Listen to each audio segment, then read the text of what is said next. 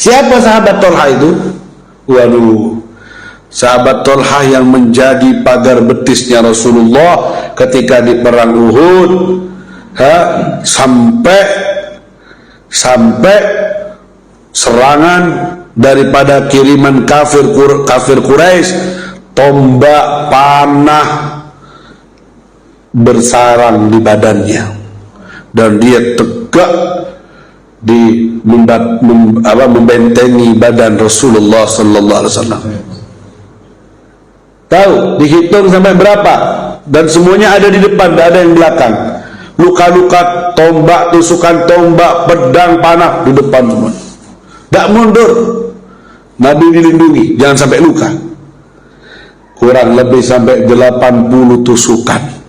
Al-jannatu wa na'imuha sa'dun liman yusalli wa yusallim wa yubarik alaihi. Abtadi'ul imla bismi dzatil aliyah mustadirra faidal barakati ala ma ana lahu wa aulah. Ketika rambut yang mulia digunting, halak tukang cukur, waqad atafa bihi ashabuh, dan sahabatnya mengelilingi Rasulullah saat itu, dan tidak ada satu rambut pun yang jatuh ke bumi. Semuanya ditangkap oleh telapak tangan sahabat-sahabat Rasulullah sallallahu alaihi wasallam. Sebuah potret dan sebuah pemandangan begitu agungnya Nabi di hati para sahabat Rasul sallallahu alaihi wasallam, sampai rambutnya jadi rebutan dan tidak jatuh ke tanah. Ini menunjukkan begitu hormatnya, begitu cintanya para sahabat kepada Rasulullah sallallahu alaihi wasallam. Dan kita tidak pernah menemukan raja mana, presiden mana yang dengan prajuritnya hingga segitunya rambutnya jadi rebutan dan tidak jatuh ke bumi.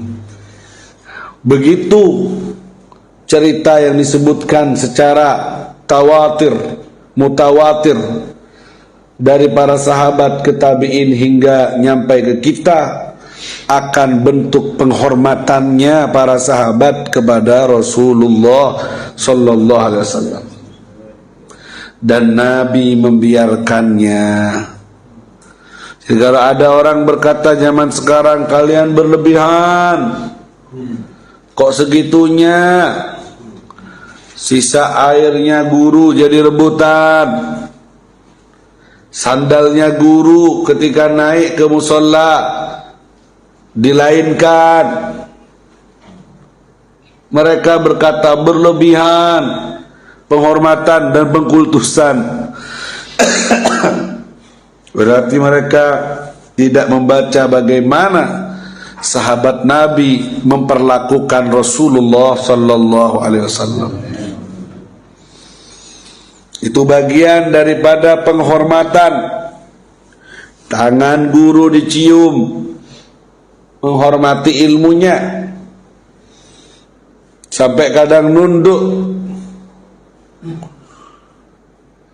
Ada yang ingkar, Habib, kenapa kok segitunya murid-murid antum nyium tangan antum sampai bungkuk? Yang pertama, tidak ada satu Habib pun yang menyuruh, wahai murid-murid, kalau ketemu saya cium tangan saya. Pernah dengar tidak pengumuman kayak gitu? Habib Barat atau Habib Timur, bahwa Habibnya minta tangannya dicium. Pernah dengar tidak? Tidak ada. Itu yang pertama.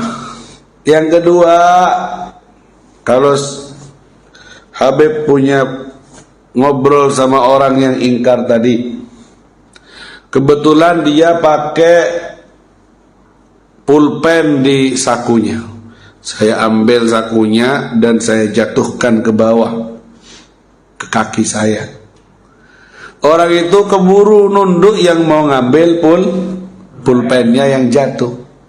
Sama Habib, jangan nunduk depan saya, jangan. Enggak Habib, saya tidak nunduk ke sampean, tapi saya ngambil pulpen. Boleh kalau nunduknya ngambil pulpen? Boleh. Akhirnya dia bangun dan ngambil pulpennya. Kata Habib, begitulah orang-orang murid-murid yang nyium tangan saya sampai nunduk. Itu tidak nunduk ke saya. Dia melihat dalam diri saya ada titipan Allah berupa ilmu, Quran, hadis, tafsir, dan dia menghormati ilmu yang Allah titipkan ke saya. Dan itu syiar agama, ilmu warisan Nabi, syiar agama, Quran apalagi. Jadi menghormati dan mengagungkan apa yang ada di dalamnya, karena membawa ilmu Rasulullah sallallahu alaihi. Dan kalau dibacain sejarah-sejarah kayak sahabat Nabi yang segitunya sama Nabi, maka mereka akan geleng-geleng kepala.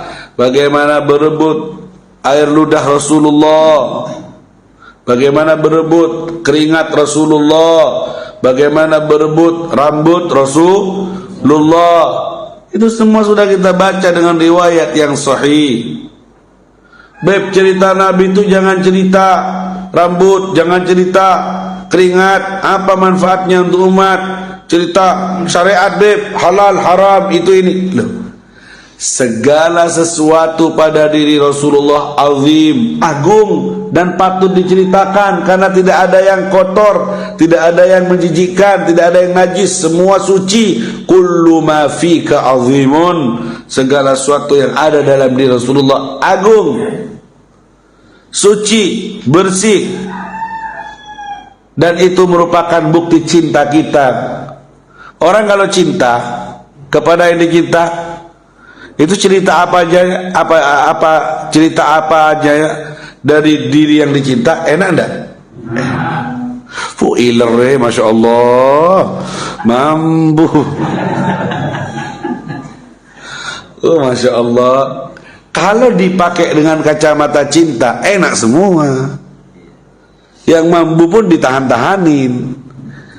Tapi kalau sudah ada cinta, error, ya ribet jadinya.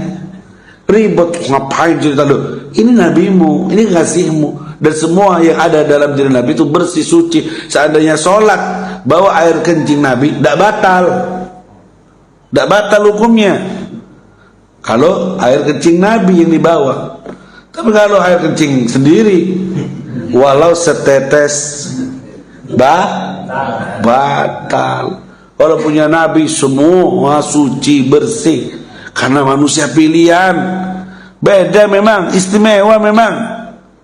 Dan kita dengan bercerita yang seperti ini dihadirkan oleh ulama, oleh ahli hadis, tentang rebutannya sahabat dengan rambutnya, dengan dahaknya, dengan air ludahnya. Ini bukti akan sangat-sangat agungnya Rasulullah sallallahu alaihi wasallam di mata para sahabat-sahabat Nabi. Fahim dong? Diminum dulu kopinya.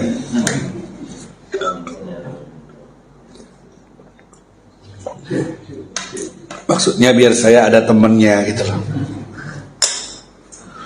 Nah, sekarang saya lanjutkan. Ketika orang Quraisy mengizinkan Sayyidina Utsman bin Affan untuk tawaf di Ka'bah. Jadi dulu waktu terjadi Hudaybiyah, perjanjian Hudaybiyah, yang Nabi dilarang masuk ke Mekah, dan terjadi perjanjian Hudaybiyah, Sayyidina Utsman diutus sama Nabi untuk masuk dulu ke Mekah, ngasih kabar dengan kedatangannya Nabi, bahwa Nabi datang bukan untuk perang tapi untuk umrah. Dihadang sama orang kafir Quraisy, tidak boleh masuk. Sayyidina Utsman sudah kadung masuk, mau musyawarah, ngasih tahu bahwa bukan untuk perang. Ketika Sayyidina Utsman sudah boleh masuk di depan Ka'bah itu, Nabi di Hudaybiyah itu Sayyidina Utsman sama kafir Quraisy, ayo, enggak apa-apa wis tawaf di Ka'bah. Utsman, silahkan tawaf di Ka'bah. Subhanallah, Sayyidina Utsman enggak mau, enggak. Tawaf enggak. Kenapa? Rasulullah sallallahu alaihi wasallam belum tawaf. Rasulullah di luar di Hudaybiyah nunggu kabar dari saya. Kok keenaan saya suruh tawaf duluan? Cangkolang, Nabi belum tawaf. Saya tidak mau tawaf dulu sebelum Nabi tawaf. Apa ini? Adab penghormatan Sayyidina Utsman kepada Rasulullah sallallahu alaihi wasallam. Berangkat bareng dari Madinah, kan sudah diusir sama orang Mekah ke Madinah hijrah. Kemudian ke Mekah niat mau umroh, rombongan dihadang, tidak boleh. Dikirimlah Sayyidina Utsman untuk ngasih tahu ke orang kafir Quraisy bahwa bukan untuk perang tapi untuk umroh. Tidak boleh ternyata. Nah, kesempatan Sayyidina Utsman ada di dalam Mekah, disuruh tawaf Sayyidina Utsman, tidak mau karena Nabi belum tawaf. Cangkolang bahasa Maduranya. Ini contoh juga akhlaknya sahabat kepada, hormatnya sahabat kepada Nabi Muhammad sallallahu alaihi wasallam. Dan ini yang harus kita contoh kepada guru-guru kita, kepada orang-orang yang punya ilmu sebagai pembawa syiar agama. Ya kan? Di pesantren-pesantren adanya, kalau di sekolah-sekolah ada kelihatan. Dibagikan nasi. Masih saya lihat tuh banyak, masih ada. Kalau namu dibagikan nasi. Sudah lengkap tinggal makan, tidak berani makan. Loh, kok tidak dimakan? Ngantos Habib. Cangkolang kalau makan duluan. Ngantos Habib. Setelah saya makan baru ikut makan semuanya. Benih Pak, wah makan rapat nyaman lah. Habib tak tahu. Tidak seperti itu. Ini Sayyidina Utsman tidak mau tawaf sebelum Nabinya tawaf. Padahal kangen berat sama Ka'bah, ingin tawaf, ingin cepetan. Tidak mau dia, bentuk dari penghormatannya. Di pesantren, di kitab Ta'lim Muta'alim diajarkan juga tuh. Tempat yang dipakai guru tidak boleh ditempati oleh murid-muridnya. Tidak berani. Sejadah yang dipakai biasa oleh guru, jangan, tidak boleh. Cangkolang, ini punyanya guru, sampai segitunya. Dan itu warisan dari sahabat kepada Nabi yang begitu, bukan dibuat-buat, bukan pengkultusan. Sahabat begitu, dan kepada pewarisnya Rasulullah juga begitu, diajarkan di pesantren. Ke guru sangat hormat, tidak berani didudukin tempat duduknya, tidak berani. Kalau di dunia sekolahan gimana? Geruang-geruang. Ayu, gurunya ayu, dipacari. Gurunya perempuan ayu dipacari. Ngelama, loncat sana, loncat sini, ngangkat suara. Manfaat dah ilmunya. Tuh kemarin sudah bagaimana sahabat di majelisnya Rasulullah seakan-akan ada burung di atas kepala. Begitu, bukan pengkultusan, memang begitu adab dalam taklimu talaqi ilmu. Dan Nabi tidak minta digituin. Dengan sendirinya mereka melihat keagungan yang ada dalam diri Rasul, pantas untuk digitukan. Allahumma shalli ala Muhammad. Seperti itu. Makanya orang, para guru-guru kita tidak berani. Kalau di dunia pesantren tuh jangan lihat gurunya, lihat sandalnya guru aja takut. CCTV-nya tuh di sandal, bukan kamera. Jadi santri itu kalau lihat sandal Habib, pada Habib, tidak bangal yang mau teriak-teriak, yang mau begitu. Di dunia pesantren dididik, bukan pengkultusan. Nah, tidak perlu kamera CCTV. Padahal sandalnya Habib banyak, memang tak pencar sengaja. Memang tak bencang jadi CCTV. Akhirnya mereka tidak berani di pondok Sakinah wal Waqar. Coba kalau di sekolah-sekolah sandalnya guru simpan di luar, hilang, dicuri. Jadi kita krisis itu dalam pengta'zim, penghormatan dengan guru. Imam Syafi'i itu kalau ngaji sama Imam Malik, buka lembaran kitab tidak berani, pelan satu, pelan. Kenapa? Takut ada bunyinya ganggu konsentrasi guru. Coba buka kertas, bukan tak gitu sampai segitunya.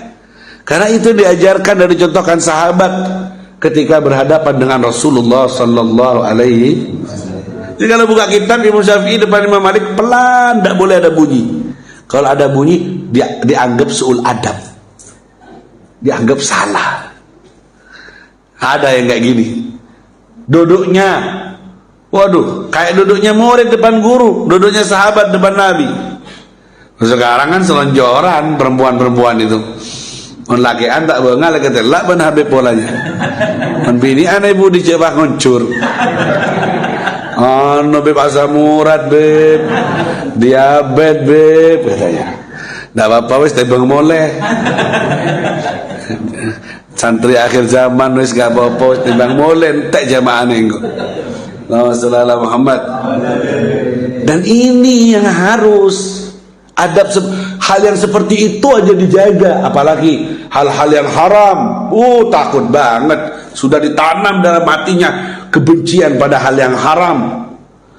Adab, siapa yang menjaga adab pasti akan menjaga dari hal yang haram. Meremehkan adab berarti akan meremehkan lama-lama hal yang makruh, kemudian lama-lama yang haram diterabas. Seperti itu didikannya Nabi kita, Nabi Muhammad SAW. Imam Nawawi kalau mau ngaji sama gurunya, sedekah dulu di jalan, sedekah.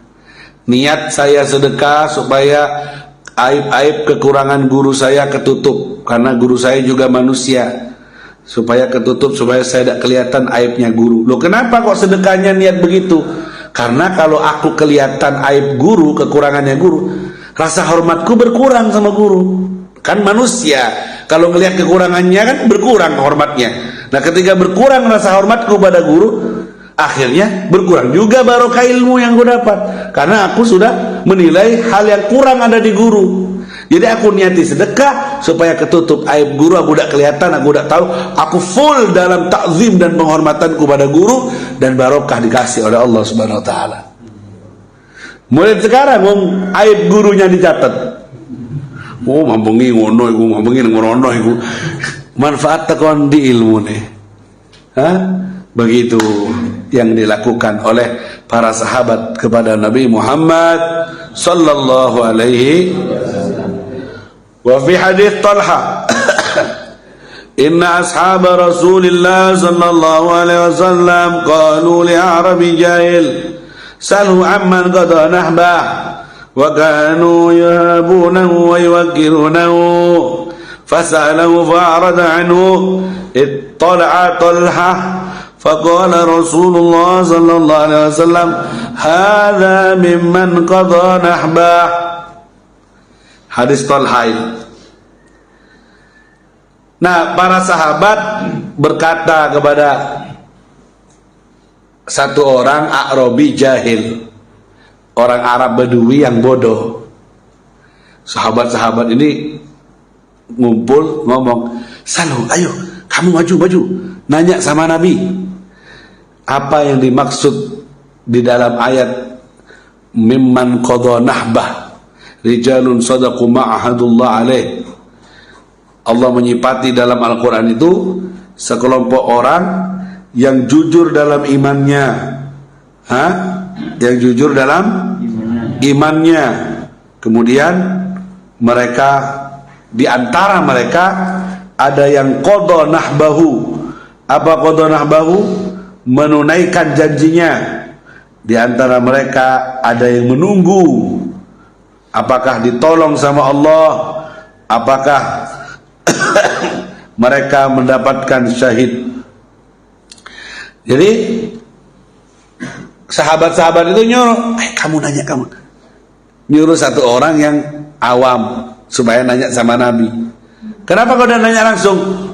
Dari wibawanya sahabat itu takut depan Nabi, menghormati betul, mau ngomong, mau nanya kadang. Jadi nyuruh yang polos, kamu aja nanya, kamu aja nanya. Kan sering kita kayak gitu.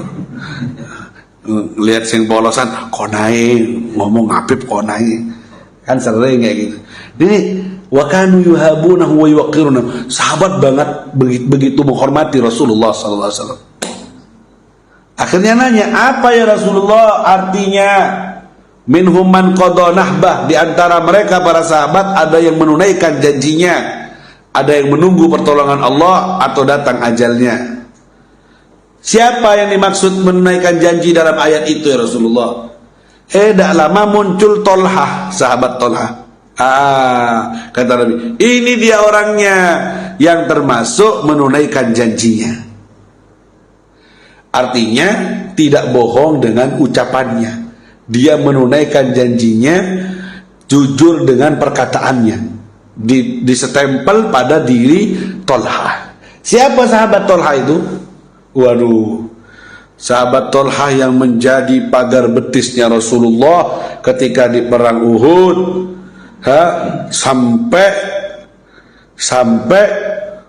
serangan daripada kiriman kafir Quraisy, tombak panah bersarang di badannya dan dia tegak di membentengi badan Rasulullah sallallahu alaihi wasallam. Tahu dihitung sampai berapa, dan semuanya ada di depan, tidak ada yang belakang. Luka-luka tombak, tusukan tombak, pedang, panah di depan semua. Tak mundur. Nabi dilindungi jangan sampai luka. Kurang lebih sampai 80 tusukan, dan semua dari hadapan depan, bukan dari belakang. Ini dia kata Nabi, termasuk orang yang memang menunaikan janjinya dan imannya sesuai dengan ucapannya. Tak reda Nabi dikepung, pagar betis siap dihujani dengan panah, sampai 80. Ada juga dalam riwayat Anas bin Nadhr, tak hadir perang Badar. Akhirnya merasa tidak enak, bilang sama temannya, kalau ada perang lagi, saya akan tampakkan, saya akan perlihatkan kepada Allah dan Rasulnya apa yang harus saya perbuat. Ngomong gitu. Apakah ini omongan palsu atau beneran? Ini dia. Beneran. Pas ada perang Uhud, setelah perang Badar menang, ada perang Uhud, mau maju, ditegur sama temannya Mu'ad bin Jabal, dan dia berkata, aku melihat ada bayang-bayang sorga di depan itu. Beneran, dia bukan omong kosong, maju tak gentar, sampai diserang depan belakang semuanya. Lebih dari 80 tusukan dan sayatan pedang melukai badannya. Setelah perang sampai tidak ketemu siapa itu, tidak ada yang kenal. Siapa ini namanya? Dari saking banyaknya tidak kenal, tidak ada yang kenal. Berdatang saudara perempuannya, ngelihat jarinya, albanan, ada jarinya terpotong. Oh, ini saudara saya, Anas bin Nadhr ini. Masya Allah, sampai segitunya dimutilasi sama para kafir Quraisy.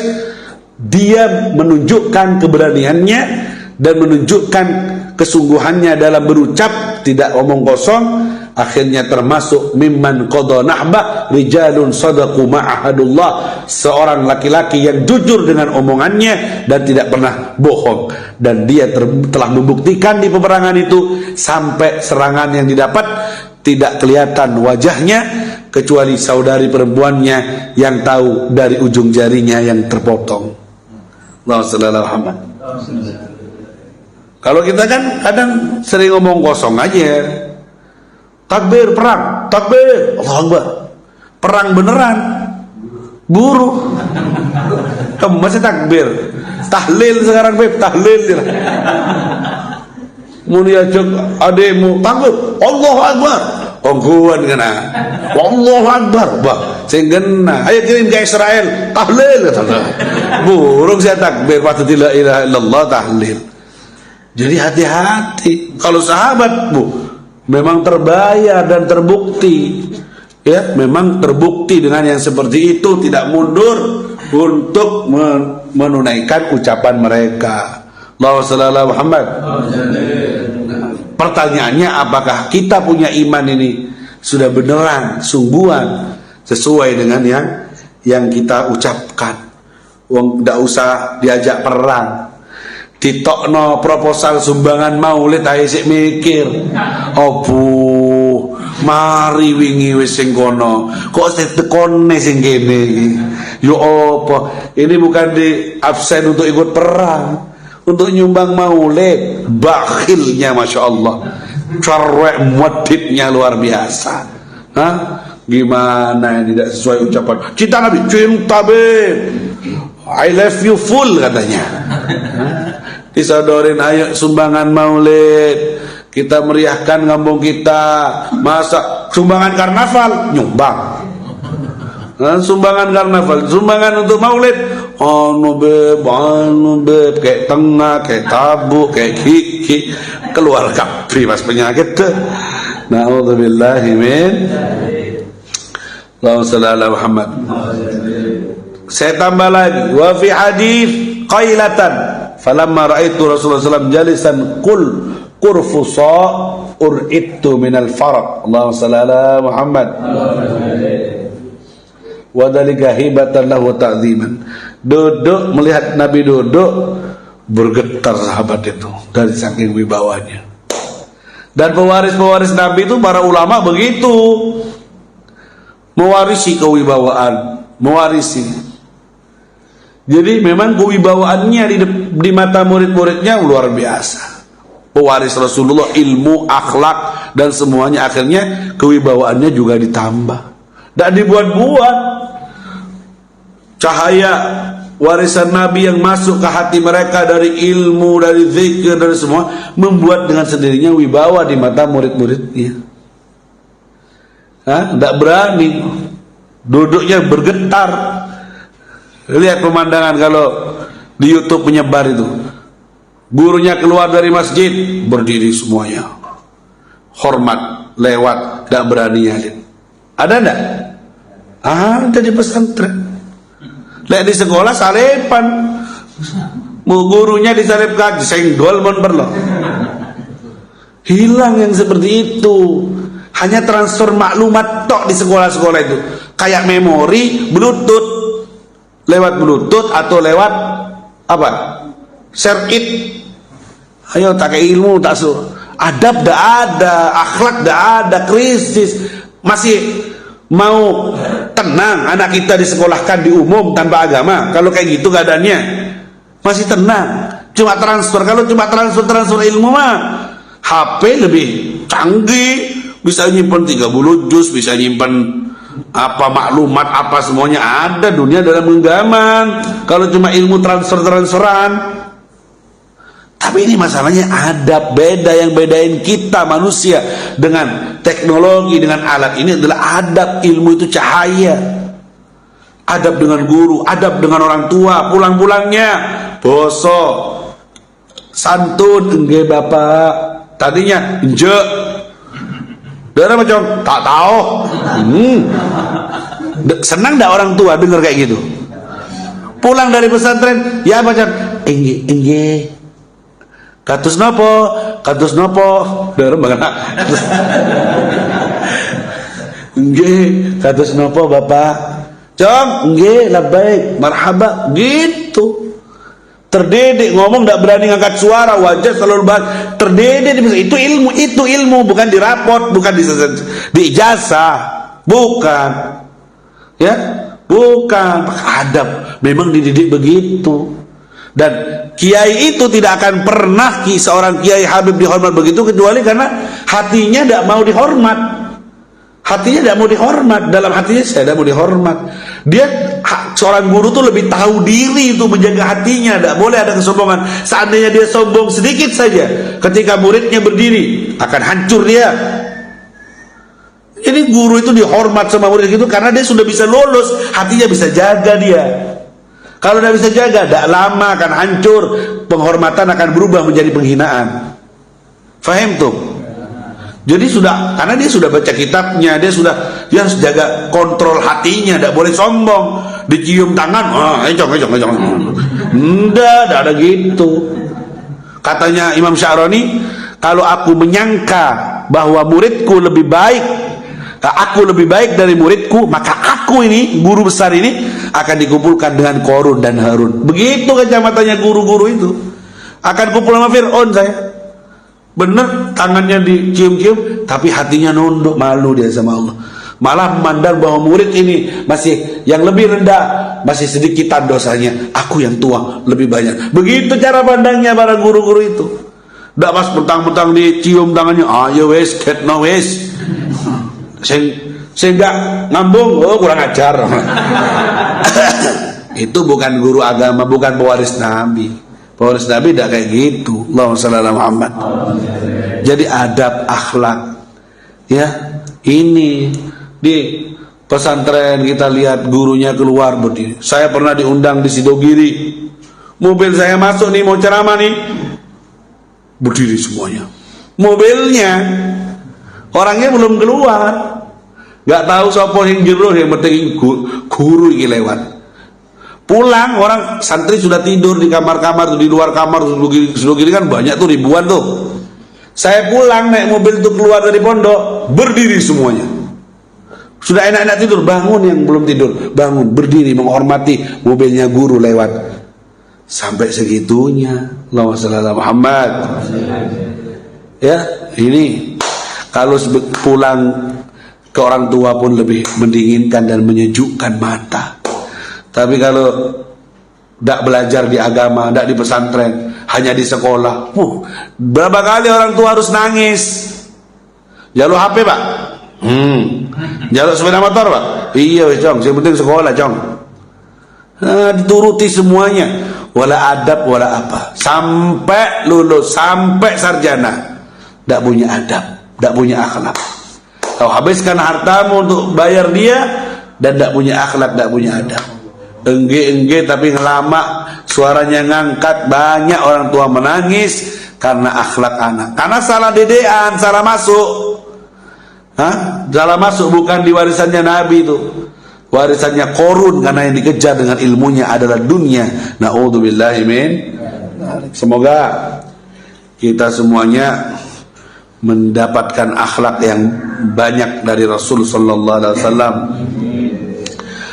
Dan semoga kita semuanya ini jadi pencinta yang sejati kepada Rasulullah sallallahu alaihi wasallam. Baik, itu dia kenalan kita hari ini tentang Rasul sallallahu alaihi wasallam. Masih jam 6, tenang. Matahari terak mencorong karena memang waktunya sekarang agak siang. Ya, tapi jamnya masih belum. Jam 6 seperempat, jam 6.20 biasanya baru selesai kajian kita. Alhamdulillah majelis ini banyak kemajuan, as-safnya tambah maju. Entah kemana, kemana ya. Makanya ayo tetap semangat, majelis ilmu dihidupkan. Ajak teman saudara, jangan putus asa. Ya, Habib dak berhenti untuk mengajak semuanya. Ajak subuh di sini sebelum 6:30 sudah selesai untuk ngaji ilmu. Ini tambah maju. Akhirnya banyak kemajuan, safnya tambah maju. Allah sallallahu Muhammad. Tapi muslimat tambah keluar insyaallah. Jadi kepanasan kalau agak siang nanti itu. Ala kulli hal. Ayo kita teruskan dulu hadis yang di kitab kita. Baik. Faqad rawa Ahmad wa Ibnu Hibban. Ketemu?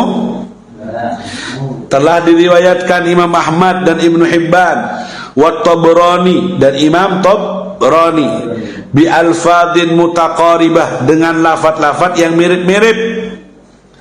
An Anas bin Malik, datangnya dari sahabat Anas bin Malik radhiyallahu anhu, semoga Allah meridhoinya, annahu qala, Sesungguhnya Anas berkata, qala Rasulullah sallallahu alaihi wasallam, bahwa Nabi Muhammad pernah bersabda.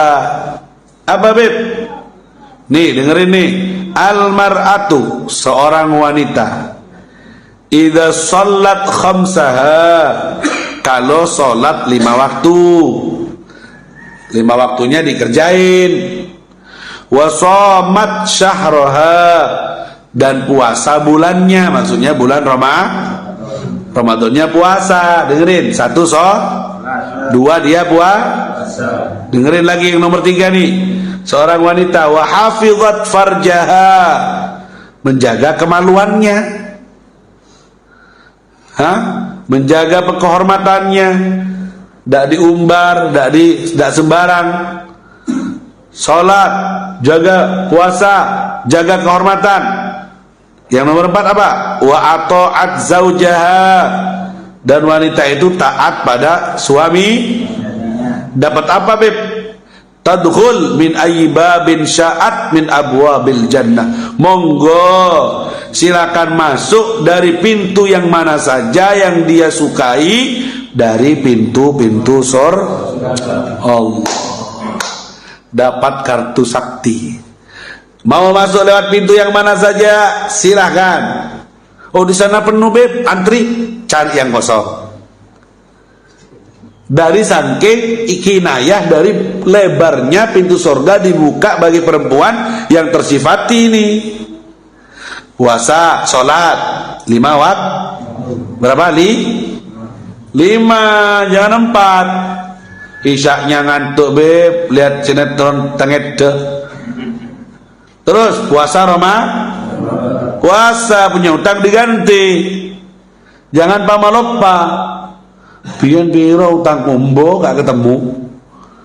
Utang ke Allah tidak ditulis. Kemudian jaga kemaluannya, kecuali yang dihalalkan untuknya, kehormatannya, tidak diumbar. Tidak diumbar sama dia. Dijaga betul kehormatannya, jaga auratnya. Jaga kemaluan di sini bukan cuma jaga kemaluannya dari yang haram, tidak mengumbar aurat. Karena orang kalau buka aurat itu pintu masuk untuk dihinakan kemaluannya. Naudzubillah, zina. Masa orang langsung zina kalau tidak tertarik? Ya, kan dibanjing dulu, buka aurat dulu, glowingnya ditampakkan, kulitnya, bodinya dilihatkan. Akhirnya orang tertarik, dipinta nomor HP-nya. Kalau sudah tahu nomor HP-nya kemana? Ya wes, inden, Mas. Jadi begitu, jaga kehormatan dan taat sama suami. Beb, sholat, Beb, puasa, Beb, jaga kehormatan, Beb, sama suami ngelama, burung. Beb, sama suami patuh, Beb, taat, Beb, disuruh ngulan, ngetan, terus jaga kehormatan, Beb, tidak sholat, burung. 4 tidak boleh dipisah. Sholat 5 waktunya, puasa Ramadannya, menjaga kehormatannya, taat pada suaminya. Silahkan pintu surga yang mana saja mau dimasukin, bebas. Allah sallallahu Muhammad. Ada yang lebih bergairah daripada apa yang disebutkan Nabi ini dari hasil yang diperbuat? Monggo, bebas, subhanallah. Ada orang masuk surga itu tidak bisa kecuali pintu itu aja. Ahli puasa, pintu rayyan, ya kan? Ahli sedekah, pintu sedekah. Suka bahagia anak kecil, babul farah, pintu senang namanya.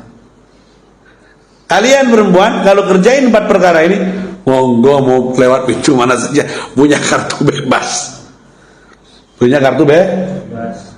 Tapi kalau dilanggar, tidak ada pintu masuk untuk kamu. Kayak kemarin kita lihat Aremania yang lagi nonton sepak bola. Dengar kabar enggak? Berarti kalian update terus ini. Ditembakin gas air mata, bingung. Mau diem tetap di situ ya pedih. Mau keluar sesek-sesekan satu pintu. Coba punya kartu bebas, pintu sana bisa.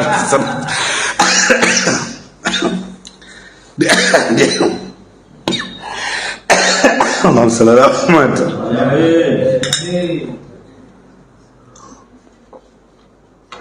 Ya, kita doakan yang meninggal dunia semoga diampuni dosanya oleh Allah dan husnul khotimah insyaallah. Tapi kita ya cok kebangetan. Bola itu mainan. Bola satu dikeroyok. Gila betul?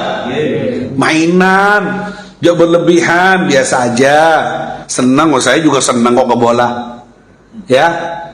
Jangan sampai berlebihan sampai menjatuhkan korban.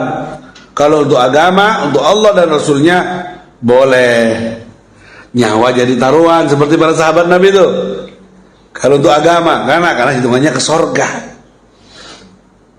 Kalau ini mah hiburan, lihat dari televisi lebih enak kayaknya. Betul? Lebih canggih sekarang, lebih tenang, lebih senang, lebih detail daripada lihat sampai sese-sesean begitu. Nanti jatuh korban, kasihan. Makanya apalagi tawuran, sesaudaraan sampai segitunya. Eman. Kita orang Indonesia ini ke bola luar biasa loh. Apalagi Piala Dunia. Tahlil berai. Nanti malam ketujuhnya, tapi barengan sama final Piala Dunia. Final 1-2 ini Beb. Terus siapa? Undur aja Beb tahlilnya, besok aja. Akhirnya dikirimi pahalanya nonton bola almarhum yang meninggal. Sampai ditunda dari asiknya kita ini. Sholat pun kadang enggak. Bangun tengah malam, bangun Beb, final tadi malam. Apa? Manchester United sama Liverpool. Jam 3 bangun malamnya karena nunggu bola itu. Sampai adzan subuh, sampai sholat janda. Ya Allah, nanti akan menyesal kalau seandainya bola itu melupakan kamu kepada Allah sampai tidak sholat atau dibuat taruhan. Waliyadzubillah, aku nyekeliki piro poinnya, ya Allah, dibuat taruhan, dibuat judi, wes neraka kabeh Mas.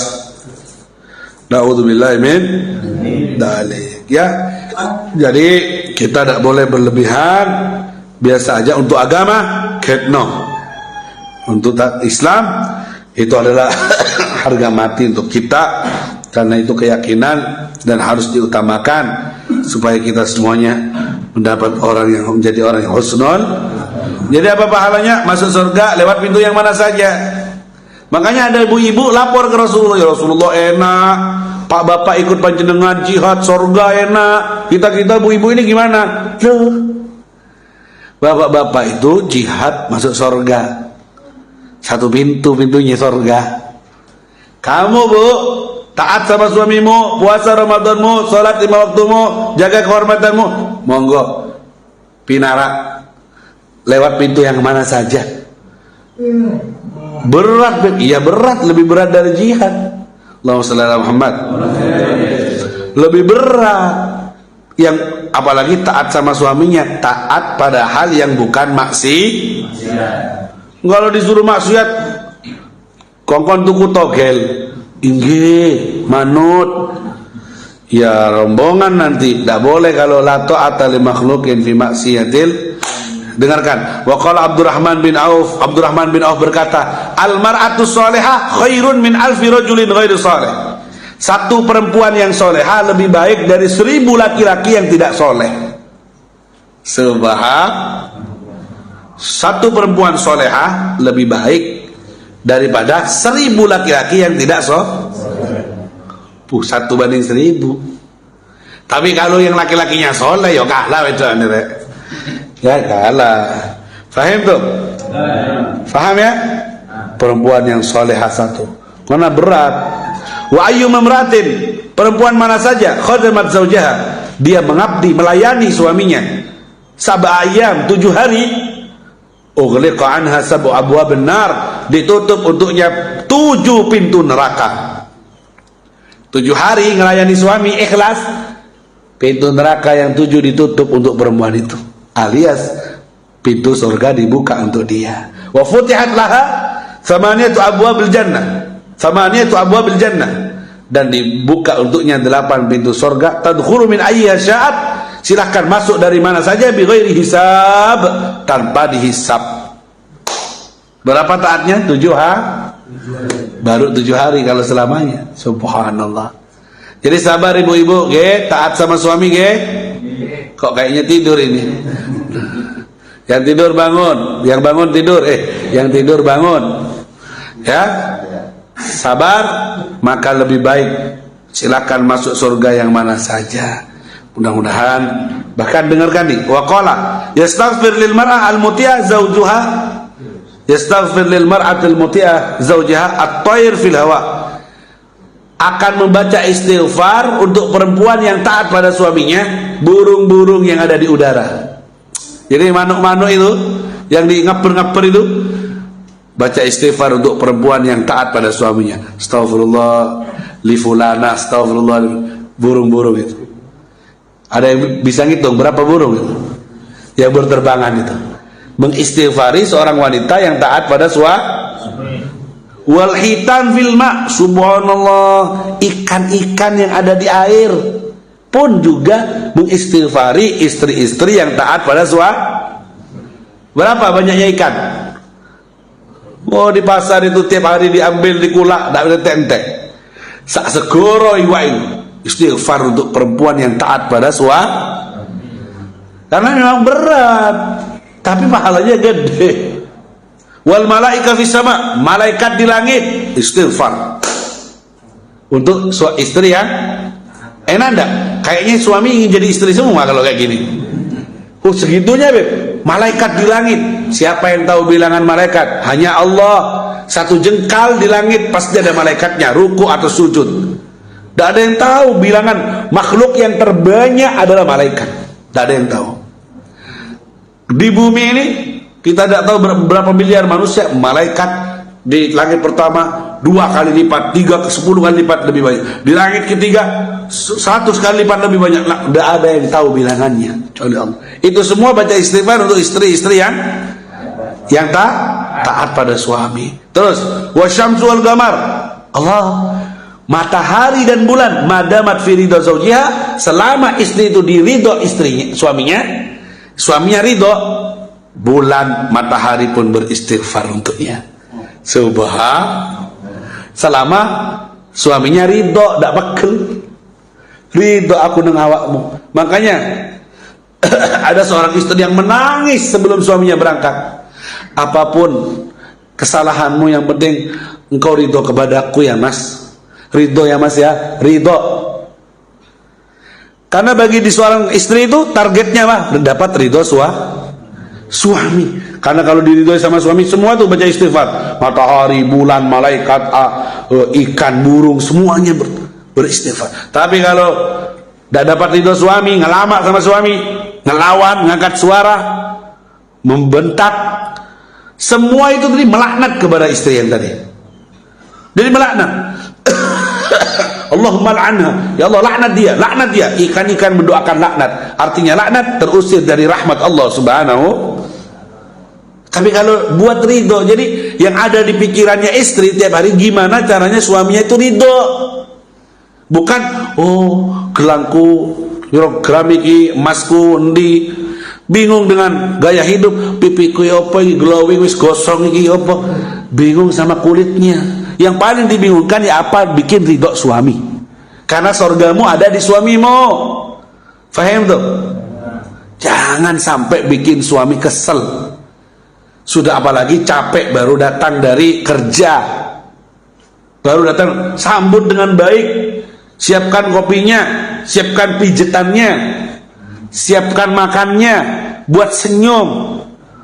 Jangan suami datang capek, kamu juga capek, bete, lesoh, tambah lesoh, awalang. Usah, jangan, sabar, berat Beb, kita juga manusia. Iya memang surga mahal kan, hadiahnya surga, tak mau hadiahnya kipas angin, gerak jalan gitu ya.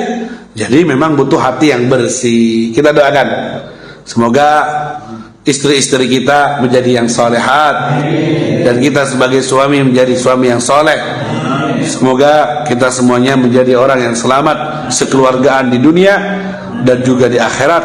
Dan bulan Maulid ini semoga kita dapatkan keberkahannya yang penuh untuk memenuhi hati kita dari mahabbah, cinta kepada Rasulullah, cinta kepada Allah, dan semoga kita semuanya mendapatkan syafaat Nabi Muhammad sallallahu alaihi wasallam, serta kalau meninggal dunia seperti meninggal dunianya para sahabat Nabi, husnul khatimah, ghadan alqa ahibbah Muhammadan wa hisbah, dalam kerinduan yang memuncak kepada Nabi Muhammad sallallahu alaihi wasallam, fi khairin wa lutfin wa afiyah, ila hadratin Nabi al-Mustafa Muhammad sallallahu alaihi wasallam. Al-Fatihah.